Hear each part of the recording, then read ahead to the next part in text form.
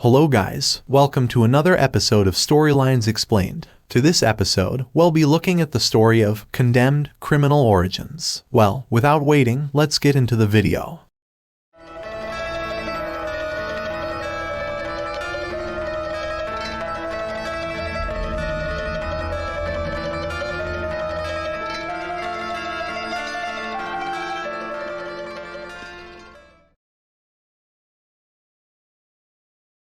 Condemned: Criminal Origins is a first-person survival horror video game developed by Monolith Productions and published by Sega. It was released worldwide in 2005 on the Xbox 360, with a Microsoft Windows version released in 2006, with the developer citing films such as The Silence of the Lambs, Seven and Saw as inspiration.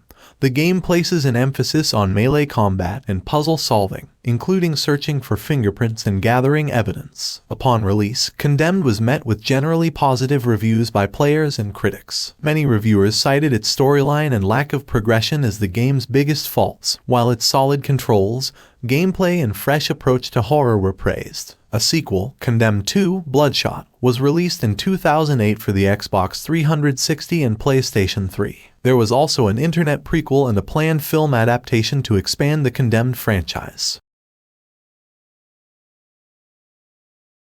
What twists the mind of an ordinary human into a serial killer? Assigned to the Serial Crimes Unit, Agent Ethan Thomas must answer this question and bring the worst of society to justice. His solve rate is the best in the Bureau, perhaps too good. While investigating the growing list of serial killers, Agent Thomas concludes that something is twisting the bodies and souls of those that society has left behind. The homeless, addicted and deranged are rising from the city's underbelly and committing mindless acts of violence. Could there be an unseen connection between the increasing brutality of the latest serial killings and the increasing crime rate? This question is pushed to the forefront after Agent Thomas is framed for the murder of 2 police officers. Now he must solve the murders to stop the killings and exonerate himself from the crimes of which he is accused. As FBI agent Ethan Thomas, you rely on sharp instincts and sophisticated forensic tools to investigate crime scenes, collect evidence, and find clues that will lead you to the killers. With danger lurking in every shadow, you need whatever weapons you can find to stay alive. If you run out of bullets, you'll have to fight with a fire axe, shovel, pipe, 2x4,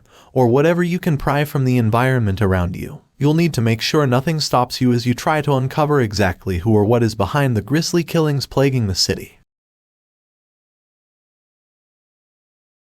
The game begins with the protagonist, SCU agent Ethan Thomas, arriving at the scene of a murder. He and his fellow officers go into an abandoned building that is surrounded by psychopaths and criminals. The crime scene they investigate is one of a young woman. She is on the floor with strangulation wounds, sitting across a table from a male mannequin. Ethan, along with his colleagues, agree that the murder was most likely committed by the Matchmaker, a serial killer that Ethan has been investigating. After they collect evidence from the scene, one of the officers smells cigarette smoke. Believing that the smoke must be coming from their suspect, they decide to split up and go after him. While searching for the suspect, Ethan tries to restore power from an electrical box. Due to an electrical surge, Ethan is shocked and drops to the floor, causing his weapon to be thrown from his hand. A man hiding in the shadows takes it and flees. Ethan manages to chase the man into a small, dead-end room, where the man holds Ethan at gunpoint and tells him they have similar goals. Ethan's colleagues enter the room and tell the man to drop his weapon and are promptly shot by the man with Ethan's gun,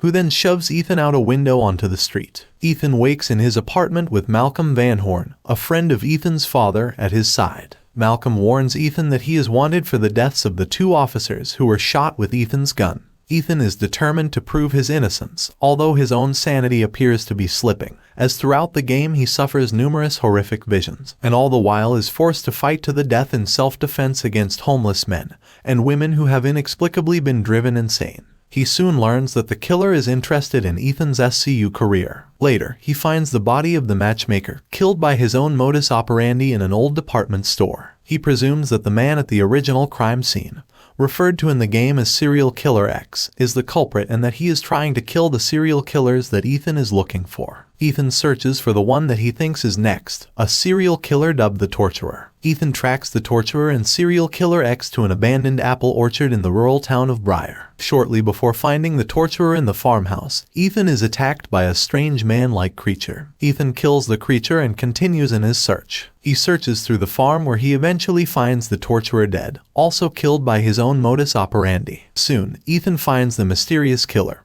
who is revealed to be Leland Van Horn, nephew of Malcolm Van Horn. Malcolm arrives and knocks Ethan out with a shovel to prevent him from hurting Leland. Leland then knocks Malcolm out. When Ethan awakens, he is tied up and at the mercy of Leland. He explains to Ethan that he has been killing the serial killers that Ethan had been hunting, and that he intends to kill Ethan as well. As Leland thinks of all the ways that he can kill Ethan, cutting Ethan's finger off in the process, Ethan notices another man-like creature hiding in the rafters. This creature is known as the Hate and is identified as the source of the madness gripping Metro City. Malcolm attacks Leland from behind and succeeds in wrestling him to the ground. Ethan manages to free himself and Malcolm tells him to kill the Hate, saying that it is the cause of Leland's madness. Ethan pursues the Hate as it tries to escape, fighting waves of hideously burned homeless men along the way, and eventually corners it in a barn and kills it. As Malcolm drives Ethan home, Ethan discovers that Leland is alive and in the trunk of the car. Malcolm still believes that Leland can be saved from the Hate's influence, but Ethan does not and is furious at the revelation. When Ethan opens the trunk, he is given the option to shoot the tied-up Leland. If he does not shoot Leland, Leland pulls out his own gun and waves it at Ethan before committing suicide.